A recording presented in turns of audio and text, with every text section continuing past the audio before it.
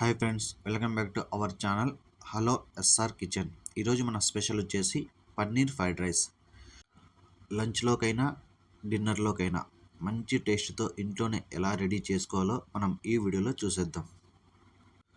ముందుగా ఒక గిన్నె తీసుకొని అందులో పన్నీర్ ముక్కలు అయితే వేసుకోవాలి. నేను వచ్చి ఒక 200 గ్రాముల పన్నీర్ ముక్కలు అయితే ఇలా చిన్న ముక్కలుగా కట్ చేసి వేసుకున్నాను.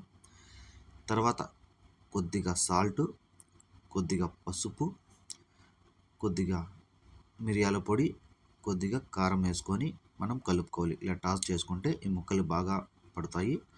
ఇలా పట్టిన తర్వాత తీసి పక్కన పెట్టుకుందాం. తర్వాత ఒక పాన్ పెట్టుకొని అందులో ఒక 3 స్పూన్ల ఆయిల్ వేసుకొని ఆయిల్ వేడైన తర్వాత మనం కలిపి పెట్టుకున్న పన్నీర్ ముక్కల్ని ఒకటి వేసుకొని ఒక 2 నిమిషాల పాటు మీడియం ఫ్లేమ్లో దోరగా ఫ్రై చేసుకోవాలి. పన్నీర్ ముక్కలు అనేది దోరగా ఫ్రై అయిపోయినాయి. తీసేసి ఒక ప్లేట్లో తీసి పక్కన పెట్టుకుందాం. అదే ఆయిల్లో ఒక మీడియం సైజ్ ఉల్లిపాయ చిన్న ముక్కలా కట్ చేసి ఫ్రై చేసుకోవాలి.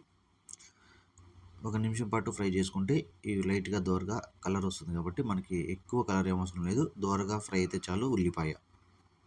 తర్వాత 3 పచ్చిమిర్చిని వేసి ఇలా నిలువుగా కట్ చేసి వేసుకోవాలి.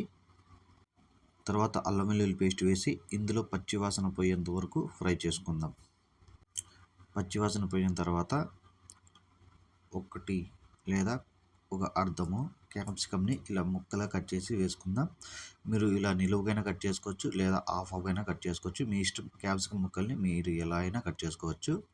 ఈ క్యాప్సికమ్ ముక్కలు వేసి వీటిని కూడా ఇవి 1 నిమిషం ఫ్రై చేసుకుంటే మనకి క్యాప్సికమ్ ముక్కలు అనేది ఉడికిపోతాయి. కారం, సాల్ట్, గరం మసాలా వేసుకొని కలుపుకోవాలి. ఇవన్నీ కలిపేటప్పుడు స్టవ్ అనేది హై ఫ్లేమ్లో పెట్టి 1 నిమిషం పాటు బాగా కలుపుకుంటే మనకి ఈ కారము వీటిలో ఉన్న పచ్చివాసన అంతా వెళ్ళిపోతుంది. తర్వాత ఫ్రై చేసి పెట్టుకున్న పన్నీర్ ముక్కల్ని వేసి బాగా కలుపుకోవాలి.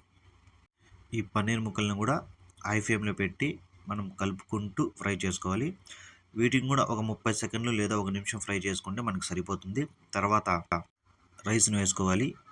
మిగిలిపోయిన రైస్ అయినా పర్లేదు, లేదు ఇప్పుడు చేసుకున్న రైస్ అయినా, ఏదైనా మనకి పన్నీర్ ఫ్రైడ్ రైస్లోకి అయితే అదిరిపోతుంది. రైస్ పైన కొత్తిమీర కొద్దిగా వేసుకొని కలుపుకోవాలి. చూడండి, మనకి ఫ్రైడ్ రైస్ అనేది బాగా కింద నుంచి పై వరకు కలుపుకుంటే బాగా కలుస్తుంది. చూసారు కదా, మనకి ఫ్రైడ్ రైస్ అనేది రెడీ అయిపోయింది. నేను చెప్పినట్టు ట్రై చేయండి. ఎలా వచ్చిందో కామెంట్ చేయండి. ఈ రెసిపీ కానీ మీకు నచ్చితే ఒక లైక్ చేసి అలాగే షేర్ చేసి నా ఛానల్ని సబ్స్క్రైబ్ చేసుకోండి.